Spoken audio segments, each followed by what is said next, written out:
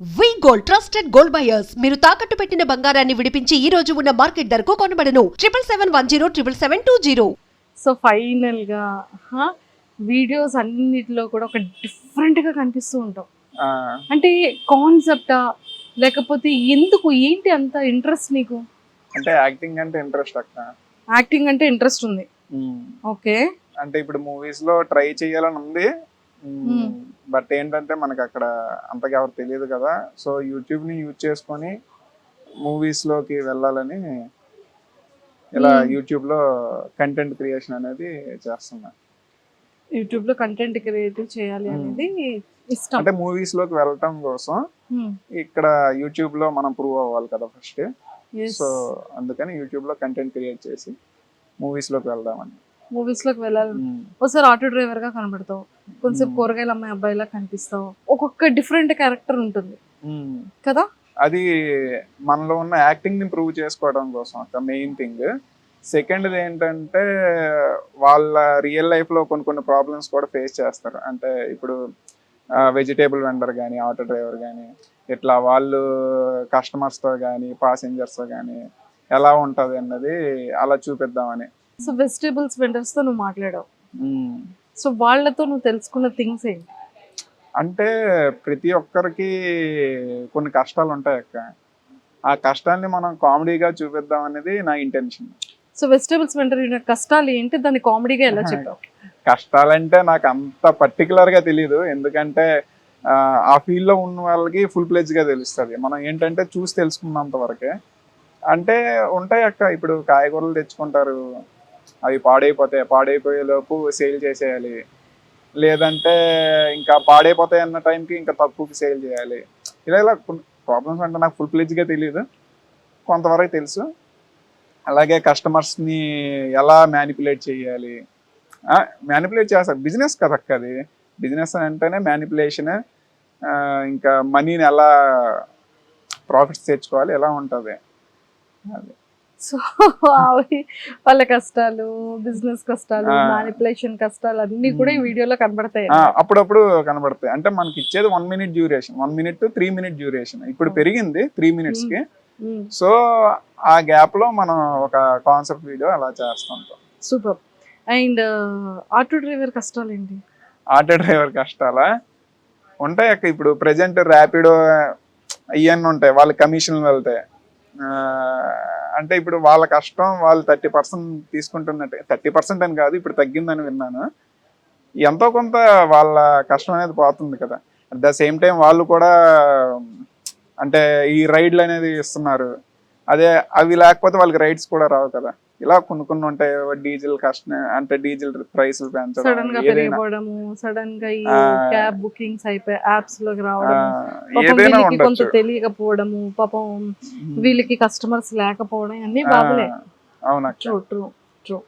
And మీ family background ఏంటి? Family background అంటే daddy tailor plus watch repair చేసేవాళ్ళు. ఇప్పుడు మానేశారు. నాకు జాబ్ వచ్చాక ఇలా మానేయమన్నా, జాబ్ చేసి అంటే ఐటీలో జాబ్ చేస్తున్నా, అలా మానేయమంటే అప్పుడు మానేశారు. ఇప్పుడు మన నాన్న అంటే ఒక ఫుడ్ కోర్ట్ ఉంది మాకు, అక్కడ చూసుకుంటున్నారు. అంటే ఏదో చేయాలి కదా, ఖాళీగా ఎందుకని. సూపర్. ఎక్కడుంది ఫుడ్ కోర్ట్? రామా టాకీస్ లో. Rama talkies road. సో ఇది ఎప్పుడు తీసుకెళ్తున్నాం మాకు ఫుడ్ కోర్ట్ కి? అదా, మీరు ఫ్రీ అయితే వెళ్ళచ్చు. నిజంగా తీసుకెళ్తావా? తీసుకెళ్తా. ఏ టైం నుంచి ఏ టైం వరకు ఓపెన్ ఉంటుంది? అది 12 to night 9:30 10:30 వరకు ఉంటుంది. 9:30 to 10:30 వరకు.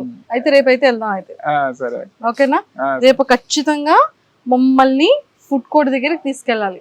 సరే. ఓకేనా? నాన్నగారిని ఇంట్రడ్యూస్ చేయాలి మాకు. సరే. Okay, super. ఫుడ్ కోర్ట్ లో ఏంటి ఉంటాయి? అదే నాకు అంటే ఫాస్ట్ ఫుడ్ ప్లస్ ఈ చైనీస్ ఉంటాయి కదా. సరే, నాన్నగారిని కూడా డాడీనా? ఓకే. అండ్ మదర్ ఇంట్లోనే హౌస్ వైఫ్. అమ్మ హౌస్ వైఫ్. సో నాన్నగారు అది చూస్తుంటారు. నువ్వేం జాబ్ చేస్తున్నావు? ఐటీలో సిస్టమ్ ఇంజనీర్ అక్క. System engineering. వైజాగ్ కాదు, హైదరాబాద్ సెడ్జ్. అయితే మనం అదే హైదరాబాద్ వర్క్ నుండి ఫ్రమ్ ఇంటర్వ్యూ హోమ్ ఎట్లా చేసేవాళ్ళం ఉంటది కదా. వర్క్ ఫ్రమ్ హోమ్ ఇక్కడ వైజాగ్ డీసీ కూడా వెళ్ళొచ్చు. ఆహా, వైజాగ్ దీనికి కూడా వెళ్ళొచ్చు. వైజాగ్ బ్రాంచ్ ఉంది, హైదరాబాద్ అది. Work from home. అదే అంతేం రాదక్క, మనం ఏం సరిగ్గా చెయ్యం కదా. అంటే ఇది చెయ్యాలి అది చెయ్యాలంటే అంత ఉండదు కదా అక్క. సాఫ్ట్వేర్ ఇంజనీరింగ్ అంటే పెళ్లి సంబంధాలు ప్రెషర్ అక్క నేను.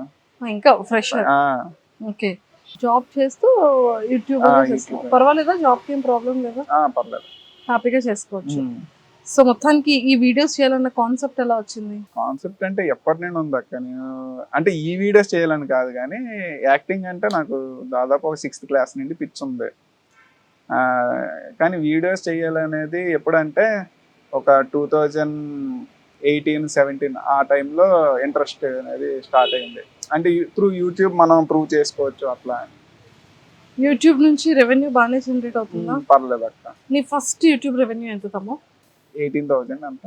ఫస్ట్ వీడియోకి వచ్చిన ఫస్ట్ వీడియో కాదక్క, 1 month రెవెన్యూ. 1 month revenue 18,000. అంత. సో హైయెస్ట్ రెవెన్యూ ఎంత తీసుకున్నావు Highest- ఎప్పటి వరకు?